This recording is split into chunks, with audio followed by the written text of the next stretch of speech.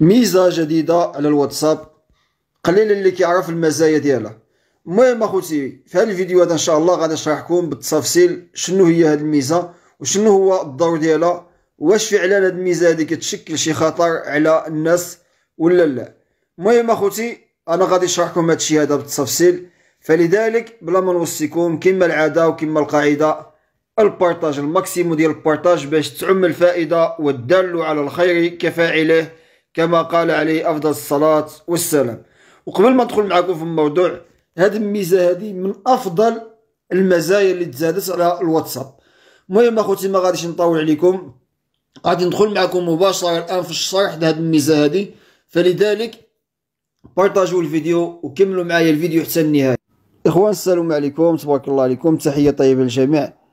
بزاف ديال الناس تزادت لهم واحد الميزة في الواتساب، وهاد الميزة هذه كاينه بعض الناس اللي ما عارفينش ديالاش. المهم اخوتي، انا غادي نشرح لكم هذه الميزه هذه، وهذه افضل ميزه اللي تزادت في الهواتف ديالنا او في الواتساب ديالنا. المهم اخوتي، غندخلوا للواتساب باش نشرح لكم هذه الميزه هذه.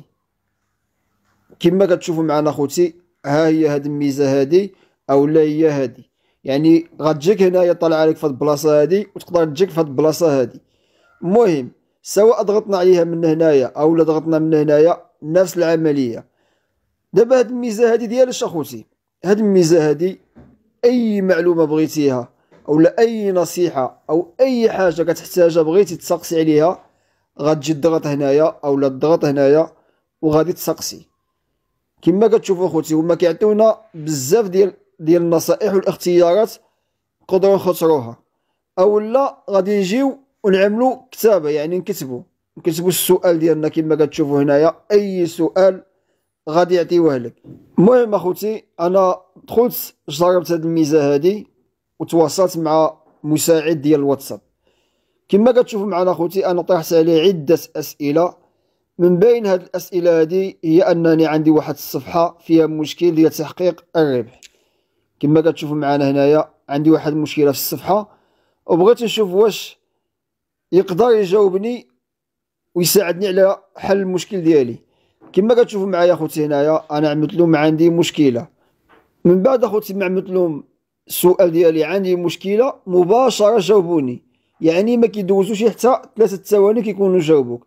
او ما جاوبوني هنايا وقالوا لي: هل يمكنك توضيح المشكله التي تواجهها حتى اتمكن من مساعدتك بشكل افضل؟ هل هي مشكله صحيه، تقنيه، شخصيه او غير ذلك؟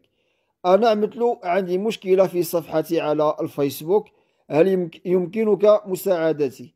وجاوبني قال لي: بالطبع أنا هنا لمساعدتك، يرجى توضيح المشكلة التي تواجهها في صفحتك على فيسبوك، مثل مشاكل شائعة.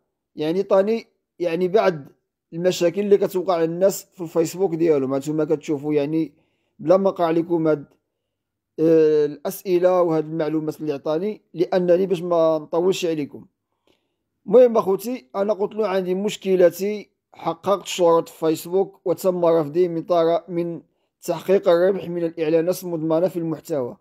كما كتشوفوا هو جاوبني: اذا تم رفض طلبك لبرنامج فيسبوك للربح من الاعلانات المضمنه في المحتوى على الرغم من تحقيق الشروط، يمكنك اتخاذ الخطوات التاليه. هو عطاني يعني الحل ديال المشكل. هنا قال لك التحقق من الشروط، يعني خصك تاكد. ومهم يعني عطاني واحد الرابط ديال المساعده ديال فيسبوك يمكن نتواصل معاهم. وكما كتشوف اخوتي، يعني هذه الميزه هذه رائعه جدا. يعني هذه الميزه هذه اخوتي كيعطي المعلومات صحيحه 100%. المهم اخوتي، انا دخلت على هذه الميزه هذه وتواصلت مع مساعد ديال الواتساب، لانني شفت واحد المنشور في الفيسبوك يقول لك ما تسألوهش على المسائل الدينية، لأنهم قال لك سقسوا على سورة الفلق وعطاهم صورة غير سورة الفلق. ولكن أخوتي، من بعد أنا ما عملت التجربة هذه، كما كتشوفوا معايا هنايا هي سورة الفلق، قلت له هل ممكن سورة الفلق؟ هو عمل لي بالطبع سورة الفلق هي السورة رقم 113 من القرآن الكريم. نعم، هي فعلا 113، وتسمى أيضا بسورة الخلق أو سورة الدعاء، نص السورة كالتالي. المهم هو عطاني السورة يعني كما هي الآيات نفس الآيات. ولكن أنا ما شفت في فيسبوك يقول لك أن عطى الصورة غير صورة الفلق.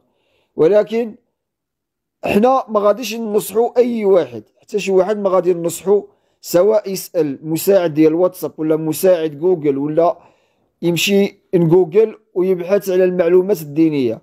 واخا تكون هذه المعلومات صحيحة، حنا ما كننصحوش شي واحد يسأل المساعد ديال جوجل أو لا كما كنقولوا الشيخ جوجل.